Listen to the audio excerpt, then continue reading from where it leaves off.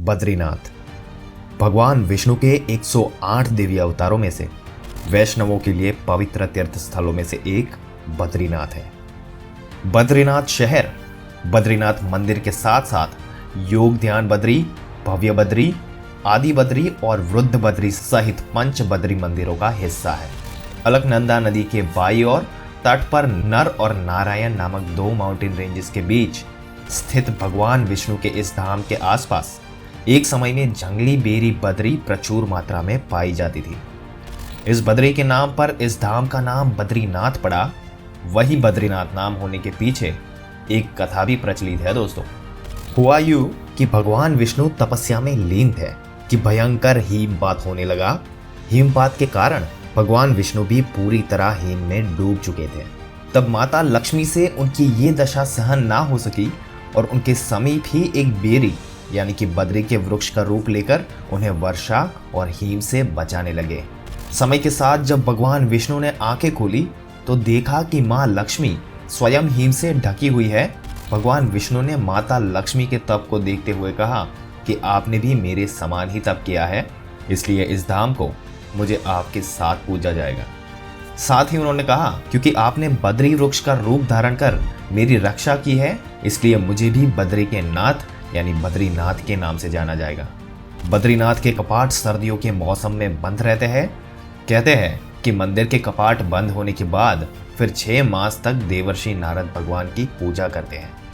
कहा जाता है कि मंदिर के कपाट बंद करते समय जो ज्योति जलाई जाती है वो कपाट खुलने के बाद भी वो जलती हुई मिलती है।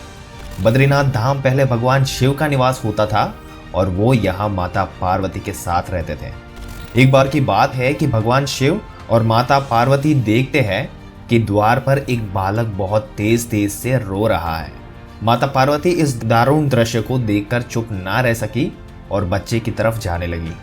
भगवान शिव ने उन्हें रोकने की कोशिश भी की, समझाया कि इस निर्जन इलाके में ये अकेला बच्चा जरूर कुछ गड़बड़ है। लेकिन बच्चे का रुदन माता पार्वती के हृदय को भेद रहा था। वो बच्चे को उठाने लगी कि भगवान भोलेनाथ ने फिर रोका और कहा कि पार्वती बच्चे को मत छुओ। इससे माता पार्वती बिफर गए और बोले कि आप इतने निर्दयी कैसे हो सकते हैं। लाख समझाने पर भी वो नहीं माने और बच्चे को अंदर ले गए।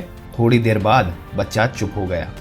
माता पार्वती बच्चे को दूध पिलाकर निश्चिंत हुई तो उसे छोड़कर भगवान शिव के साथ नजदीक के गर्म पानी के झरने में स्नान करने चली गई।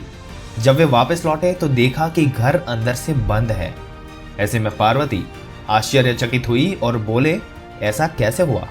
भगवान शिव बोले, मैंने पहले ही कहा था बच्चे को मत उठाओ, वो कोई साधारण बालक नहीं है, लेकिन तुम नहीं मानी, अब भुगतो। माता पार्वती बोली, अब हम क्या करेंगे, कहाँ जाएंगे। तब भगवान शिव बोले, ये तुम्हारा प्रिय बालक है, इसलिए मैं इसे कोई हानि नहीं पहुंचा सकता। अब हमारे पास एक ही विकल्प बचता है कि हम अपने लिए कोई और ठिकाना ढूंढ लें। तब भगवान शंकर ने वहां से कूच कर केदारनाथ में अपना नया ठिकाना बनाया। आप सोच रहे होंगे कि ये बालक कौन थे, तो ये थे भगवान विष्णु, जिन्हें अपनी साधना के लिए ये स्थान पसंद आया और बालक बनकर भगवान शिव के घर में अपना डेरा जमाया। बद्रीनाथ के बारे में कुछ और कथाएं भी प्रचलित है दोस्तों। इस कारण वर्ष भगवान शिव ने अपना स्थान भगवान विष्णु को दिया। जो जाए बद्री वो ना आए ओद्री, अर्थात जो बद्रीनाथ के दर्शन कर ले उस इंसान को दोबारा माँ के गर्भ में आने की जरूरत नहीं पड़ती। उत्तराखंड राज्य में अलकनंदा के किनारे और नर नारायण के पहाड़ों के बीच बसा है भगवान विष्णु का वैकुंठ लोक, जिसे आज दुनिया बद्रीनाथ के नाम से जानती है, जो भारत के 4 धामों में से एक है। हिंदुओं के 4 धाम में द्वारका, रामेश्वर, जगन्नाथ और बद्रीनाथ मुख्य है। लेकिन जब व्यक्ति वृंदावन दर्शन करने जाता है तब उसे गंगोत्री, यमुनोत्री और केदारनाथ के भी दर्शन करने चाहिए। केदारनाथ को जहां भगवान शंकर के आराम करने का स्थान माना गया है, वही बद्रीनाथ को सृष्टि का 8वां वैकुंठ कहा गया है, जहां भगवान विष्णु 6 महीने निद्रा अवस्था में रहते हैं और 6 महीने जागते हैं। यह बद्रीनाथ की प्रतिमा शालिग्राम शिला से बनी हुई है और चतुर्भुज ध्यान मुद्रा में है।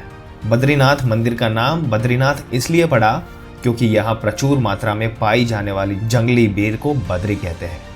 पुराणों के अनुसार आने वाले कुछ वर्षों में वर्तमान बद्रीनाथ और केदारनाथ धाम लुप्त हो जाएंगे और वर्षों बाद भविष्य में भविष्य बद्री नामक एक तीर्थ का उद्गम होगा। ये भी मान्यता है कि जोशी मठ में स्थित नरसिंह भगवान की मूर्ति का एक हाथ साल दर साल पतला होता जा रहा है। जिस दिन ये हाथ लुप्त हो जाएगा उस दिन केदारनाथ तीर्थ स्थल और बद्रीनाथ भी लुप्त होना प्रारंभ हो जाएंगे। आपको बताते हैं एक मान्यता के बारे में। जब केदारनाथ और बद्रीनाथ के कपाट खुलते हैं तब मंदिर में जलने वाले दीपक को देखने का खास महत्व है। ऐसा माना जाता है कि 6 महीने इस बंद दरवाजे के अंदर देवता इस दीपक को जलाए रखते हैं। कहा जाता है कि सतयुग तक यहाँ भगवान विष्णु के साक्षात दर्शन हुआ करते हैं। त्रेता युग में देवताओं और साधुओं को यहाँ भगवान विष्णु के साक्षात दर्शन मिलते हैं।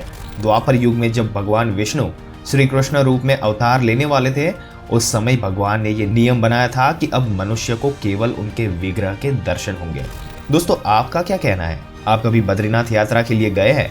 अगर गए हैं तो जय श्री राम करके हमें कमेंट में जरूर बताइएगा।